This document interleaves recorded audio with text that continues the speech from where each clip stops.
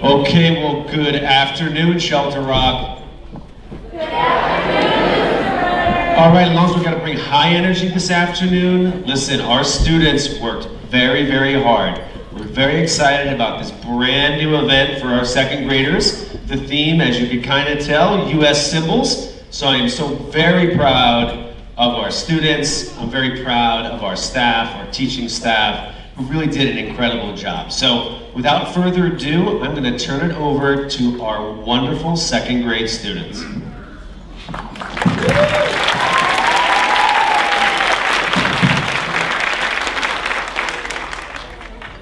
Welcome to our United States symbols presentation. A symbol is something that stands for something else. The United States has many national symbols. The second grade classes have done research and used the computer paint program to illustrate these national symbols.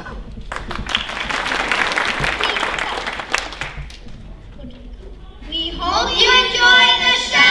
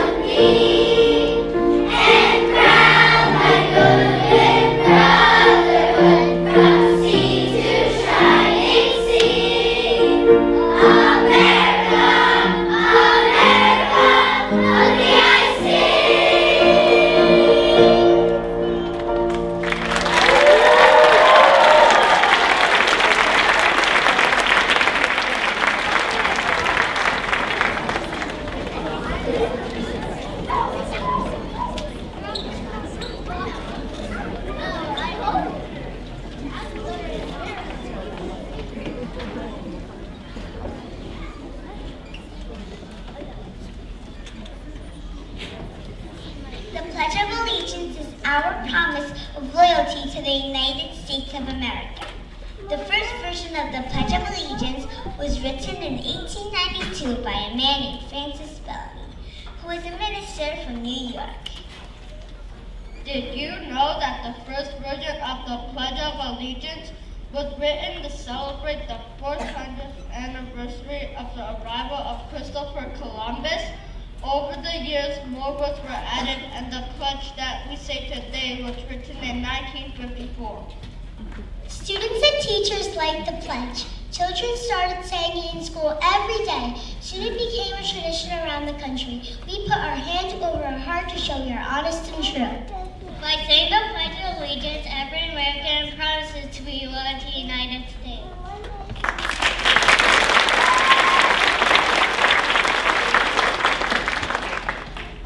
The bald eagle is the national symbol of the United States.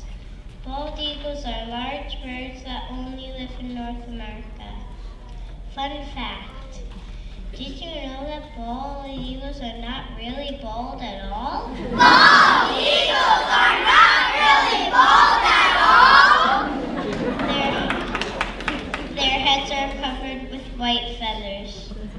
In the late 1700s, American colonists fought for independence from Great Britain. The bald eagle is a symbol of the colonists' courage to fight. It also stands for American freedom and strength. Did you know that bald eagles almost became extinct in the mid-1900s? A poisonous chemical called DDT, once used by U.S. farmers, caused many eagles to die.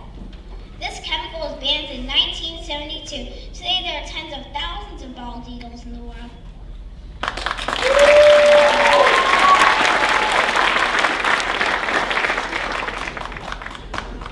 George Washington is known as one of the most important people in America's history. He fought for our country and helped shape the beginning years of the United States. During the Revolutionary War, Washington led an army of the colonists to victory against the lying powerful British rule. In 1787, he led a group to theft from the government of the United States of America. In 1789, Washington became the first U.S. president. He served as president for 8 years. Washington also helped plan the capital city, Washington, D.C. George Washington is known as the father of our country because of everything he did for the United States of America.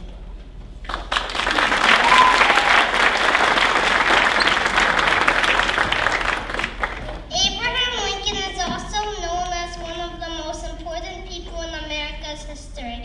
In 1861, he became the 16th President of the United States. Abraham Lincoln was elected president the same year that the Civil War began. The southern states wanted to break free and become their own country.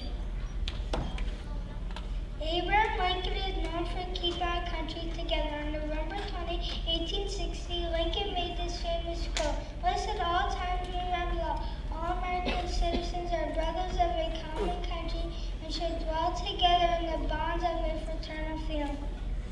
In 1863, Abraham Lincoln signed the Emancipation Proclamation. This document declared that all enslaved people will be free.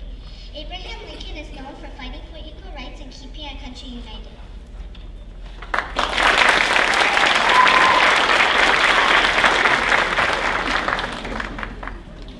Did you know that the American flag has been changed 26 times? Nobody knows for sure who made the first American flag.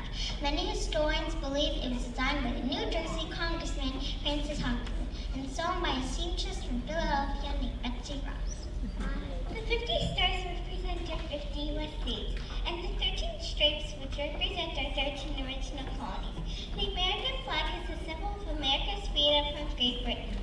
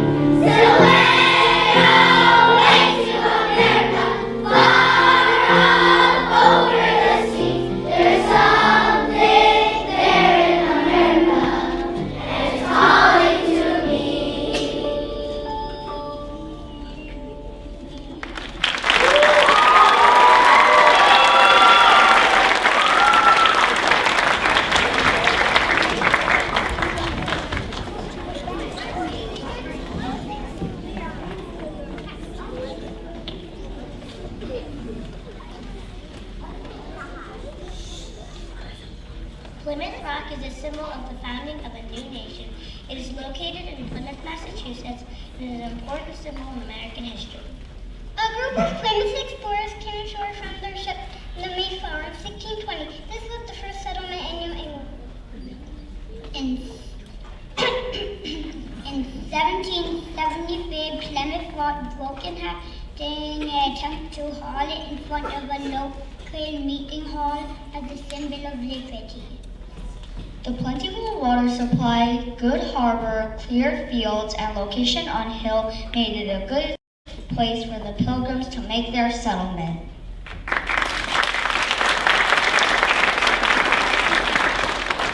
The Liberty Bell is a symbol of freedom. It is located in Philadelphia and was built in 1753. The Liberty Bell is 3 feet wide and 9 meters tall. What makes it so strong is because it's made of lots of different metals like copper, tin, zinc, gold, and nickel. In 1846, the Liberty Bell cracked in test cast because the metal was too brittle. The words on the bell tell Americans to spread freedom to all people throughout the land. Fun fact, did you know it only took 1 year to build the Liberty Bell?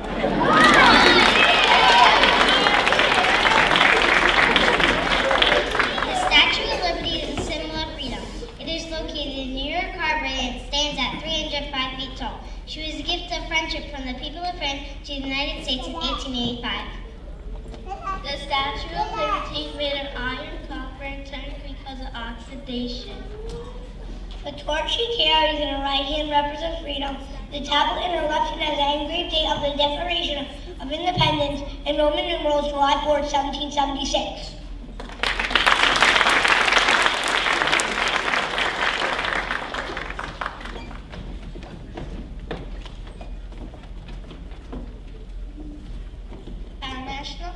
Our national flower is the rose, and it's a symbol of life and love. It became our flower in 1985. We can find roses throughout our art, music, and literature. We decorate parades and celebrations with roses. Fun fact, did you know that you can eat a rose because they are non-toxic and safe to humans? You can eat a rose! Our national animal is the bison. In 2016, President Obama signed a law making the bison our first national animal. The national tree is the oak tree. It symbolizes the strength of our nation. It is important because it provides survival and habitats for animals. National sport is baseball. It has been around since the early 1800s. Baseball has had a very active role in the shaping of this nation. Baseball symbolizes society and even all of its scores and faults.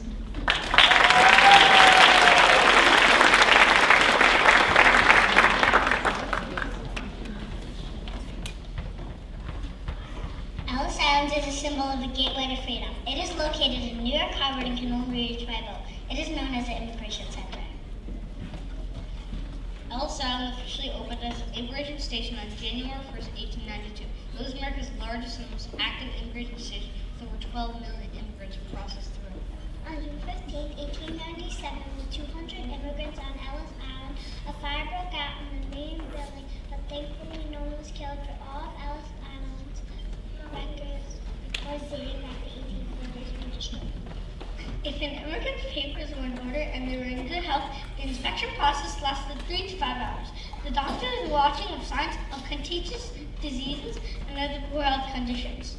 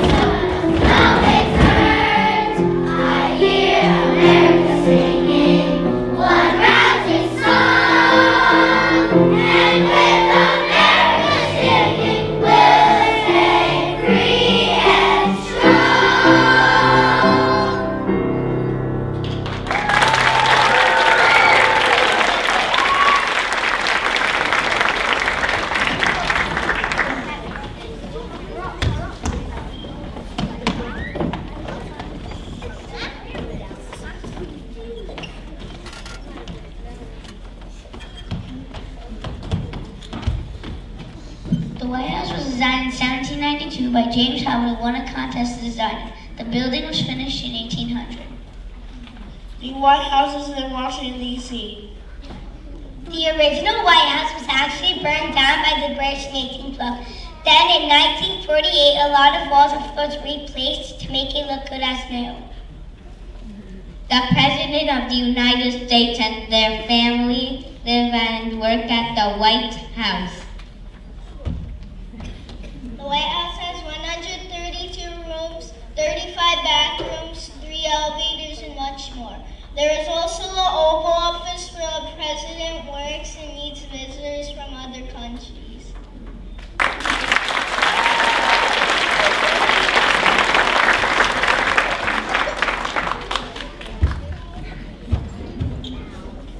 The Supreme Court is the highest and most powerful court in the country. It can change decisions from other courts below them from any part of the United States. The Supreme Court building was completed in 1935. It is located at number 1 First Street, Northeast in Washington, D.C. The Supreme Court has 9 members called justices. When they become justices, they get to keep their job for their whole life. The Supreme Court is a symbol of liberty and justice for all American citizens.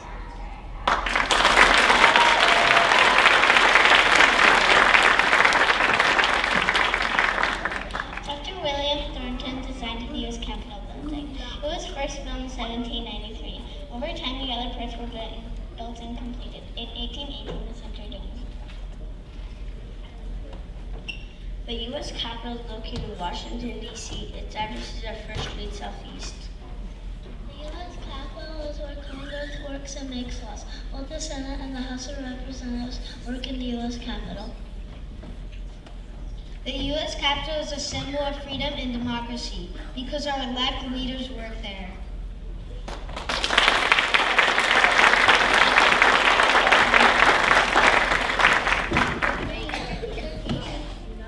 Charles Thompson designed the seal in 1782. After the United States became a country, it needed a new symbol.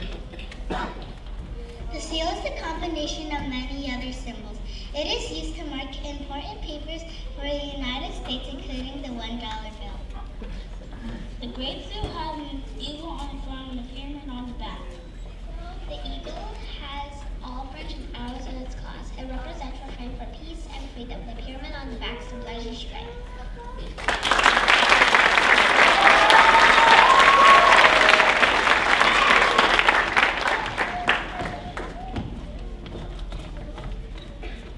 Washington, D.C. is the capital of the United States. It is a city located on the east coast of the country. D.C. stands for District of Columbia. The District of Columbia was created in 1790. Washington is the only city in this area. The Potomac runs the twos. There are many monuments, buildings, and museums in Washington, D.C., including the White House, the Washington Monument, and the Smithsonian.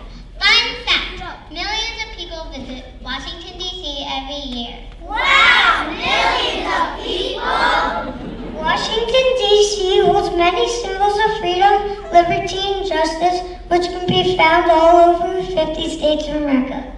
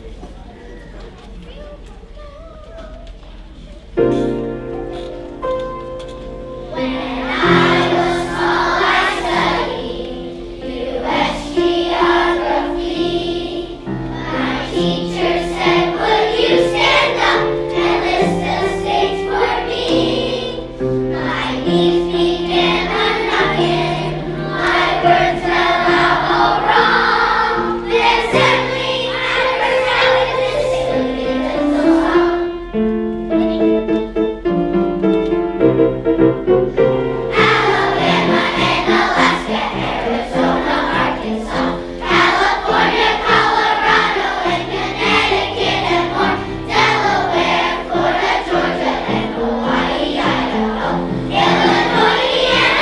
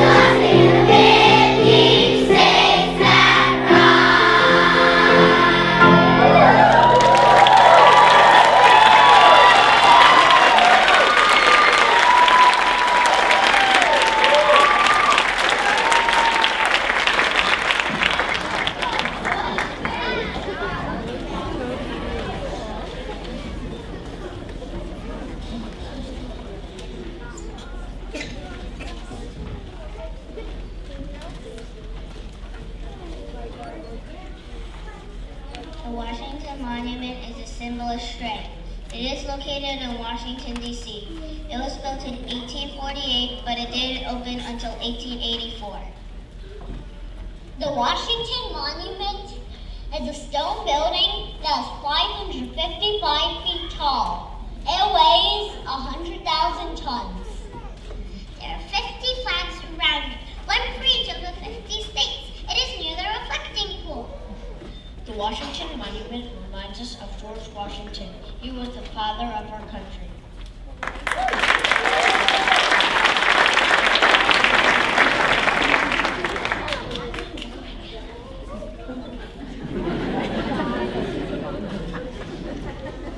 The Lincoln Memorial is a symbol of freedom.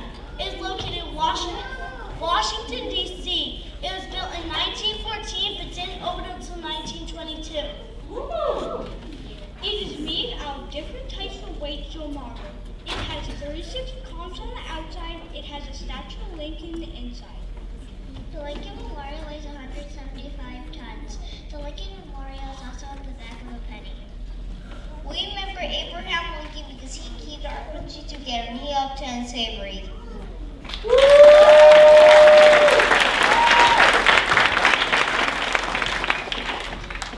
The Jefferson Memorial is a symbol of freedom. It is located in Washington, D.C. It was built in 1938, but it didn't open until 1943. It is made out of white stone, has a round roof and tall columns. It has a statue of Jefferson inside. It is 19 feet tall and weighs 10,000 pounds. It has a copy of the Declaration of Independence in its hand. The Jefferson Memorial honors our third president. Thomas Jefferson was the author of the Declaration of Independence.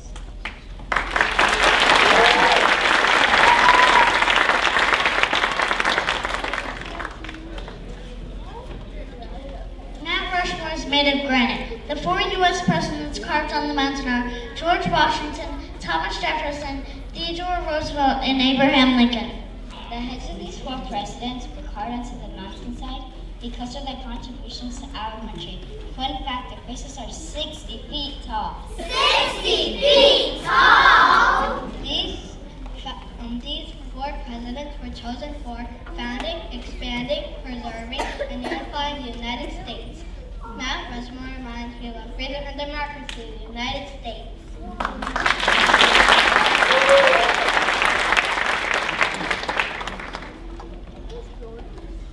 The Declaration of Independence is a symbol of the freedom of the United States from the control of British rule under King George III. The Declaration of Independence was written in 1776. It announced the 13 original colonies of America were free and independent states. You can see the Declaration of Independence at the National Archives in Washington, D.C. The Declaration of Independence states, God made all men equal and gave them the rights of life, liberty, and the pursuit of happiness. The government is to protect these rights. If the government doesn't protect these rights, the people are free to revolt and set up a new government.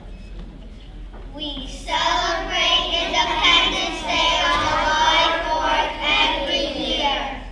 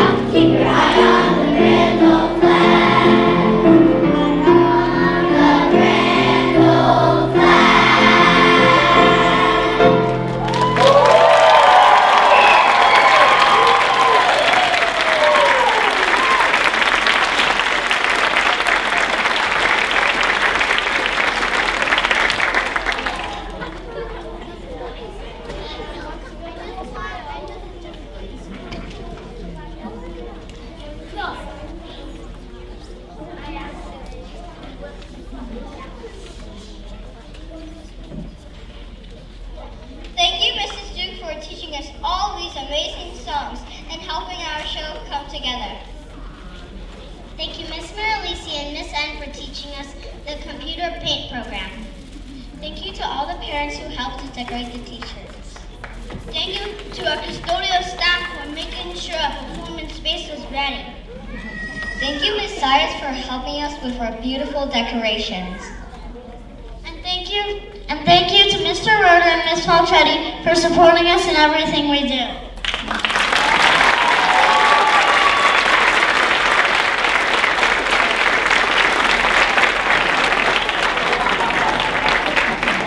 Second grade. I did this for you, by the way. That was so amazing. First of all, the artwork on your t-shirts, outstanding. Your voices were angelic. You sounded so smart, and I can't believe how much I learned about the United States of America from you reviewing all of the important things about the symbols of our great country. So thank you so much for all your hard work. We are all so proud of you, Mr. Roder, myself, your families, the teachers. Let's hear it one more time for the second grade.